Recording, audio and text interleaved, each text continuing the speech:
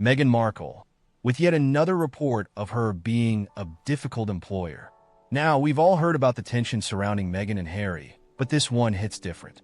The Sussexes are always on the move, trying to keep themselves in the public eye. New projects, new appearances, and new controversies. And when things don't work out as planned, the pressure builds, and people start pointing fingers. It seems that Meghan may not be the easiest person to work with when things go south. Evidence suggests that she's not the best at handling staff, which has led to some serious tension behind the scenes. Apparently, Meghan's not exactly a charmer when things get tough, and staff members have reportedly left her team due to disagreements. There's even a story about Meghan being rude to one of the gardeners at Frogmore Cottage. And guess what? The Queen had to step in and tell her off.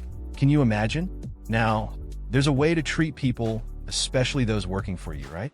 I mean, some folks even pay big bucks to make their requests seem polite. Oh, could you kindly do this for me? Or would you mind taking care of that? But that's not Meghan's style, according to these reports. Instead, the Sussexes seem to have a pattern of people leaving their team, which doesn't look great for them. Now, here's the thing. Meghan and Harry are constantly in a state of flux. They're always trying to reinvent themselves to stay relevant. But not every plan works, right? Sometimes they come up with what looks like a brilliant idea, and it completely flops. And when things fail, that's when the cracks start to show.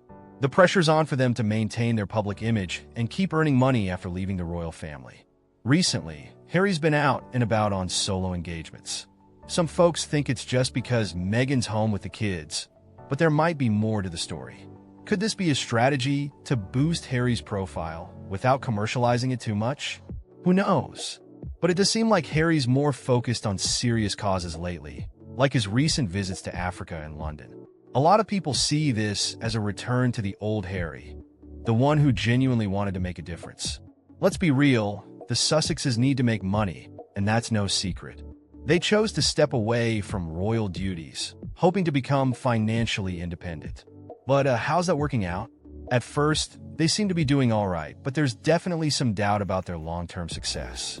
They're putting themselves out there with books, documentaries, podcasts, and even Oprah interviews.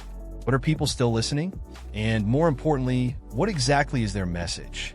People are starting to ask, is it just because Harry's a prince that anyone cares? If they didn't have those titles, would anyone even be talking about them?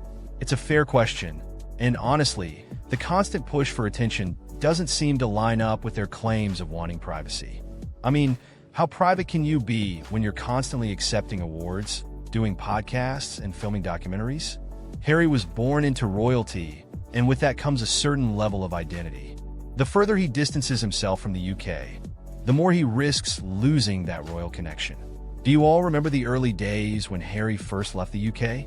He'd pop back for big events, appear on the balcony in his royal uniform, and remind everyone of who he is. But now, with the king making it clear that only working royals will get those spots, Harry's left on the sidelines. He's no longer front and center at these major royal occasions, and that might be a problem for his public image. Without that connection, is he just another celebrity living in California? What do you all think? Does Harry need the royal spotlight to stay relevant, or can he continue to carve out a new path without it?